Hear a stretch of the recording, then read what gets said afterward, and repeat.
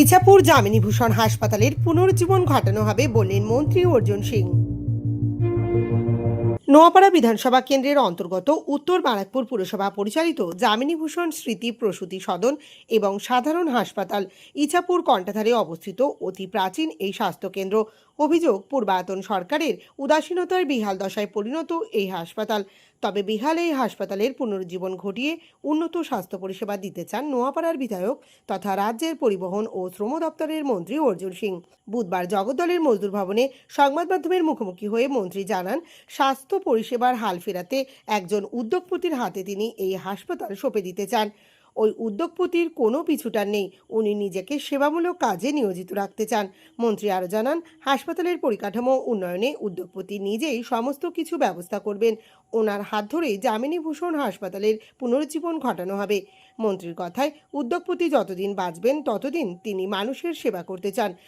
ওটা ভালো খবর দিচ্ছি, একজন উদ্যোগপতি সঙ্গে আমার কথা হয়েছে, উইদাউট এনি কস্ট উনি জামনি সাহায্যে হসপিটাল ছিল ওটাকে উনি চালু করবেন, উইদাউট এনি কস্ট সব রকম ব্যবস্থা করবেন, সুযোগ সুবিধা মানে রেগুলার ফান্ডিং উনার থাকবে, উনার কেউ নেই, উনার মানে সন্তান কেউ নেই, উনি পুরো চ্যারিটি করেন।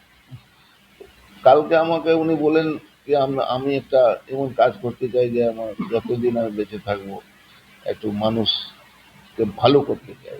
আমি ওনাকে অফার দিলাম, বলেন আপনি কোনগুলো আমার কাছে না 10খানা ডায়ালিসিস মেশিন পড়ে আছে, আমি কোথাও লাগাতে পারছি না, বিগত সরকারকে বলে বলে পাচ্ছিলাম, তা আমি এইসব করাবো। আপনি দেখবেন জামনিসা হসপিটালটাকে একটা পুনর্জীবন দেওয়া হবে, কারণ ওখানে ডক্টর আমার কিন্তু নোয়াপাড়াতে ডাক্তারের অভাব নেই। এই উনাদের সঙ্গে আমি কথা বলবো খুব শীঘ্রই। একটা বড় স্বাস্থ্য পরিষেবার পাশাপাশি শ্রমিক মহল্লার হাল ফেরাতেও উদ্যোগী রাজ্যের শ্রমমন্ত্রী অর্জুন সিং। এদিন মন্ত্রী জানান, শ্রমিকদের সামাজিক সুরক্ষা দেওয়ার জন্য শ্রমকল্যাণ দপ্তর রয়েছে, কিন্তু বিগত সরকার শ্রমিকদের স্বার্থে শ্রমকল্যাণ তহবিল কাজে লাগাননি। শ্রমিক মহল্লার উন্নয়নে শ্রমমন্ত্রী জানান, মিলের কুলি লাইনে অনেক জমি পরিত্যক্ত অবস্থায় পড়ে রয়েছে, সেই জমিতে শ্রমকল্যাণ তহবিলের অর্থে কমিউনিটি সেন্টার গড়ে তোলা হবে। তাছাড়া শ্রমিক পরিবারের ছেলে মেয়েদের খেলাধুলার ব্যবস্থাও করা হবে।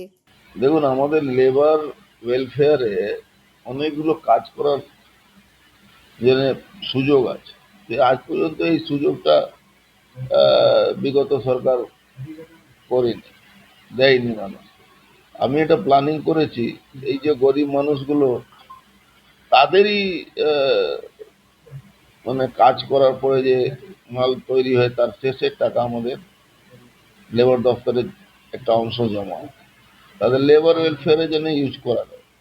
টাকাগুলো পড়ে আছে, সুযোগ পেলে বিগত সরকার তুলেছে টাকাগুলো। আমি চাইছি গরিব মানুষের বাড়িতে কোনো অনুষ্ঠান, বিয়ে বাড়ি, খুব কম দামে, মানে চিপ না চিপেস্ট, তাদের ওই সুযোগ সুবিধা কমিউনিটি সেন্টার করে দেওয়া, তাদের ছেলে মেয়েরা ওখানে টেবিল টেনিস করবে, অনুষ্ঠান করবে, আর ছোট ছোট ওই ভলিবল কোর্ট করে দেওয়া, এরকম একটা বাতাবরণটাকে অন্য জায়গায় নিয়ে যাওয়া।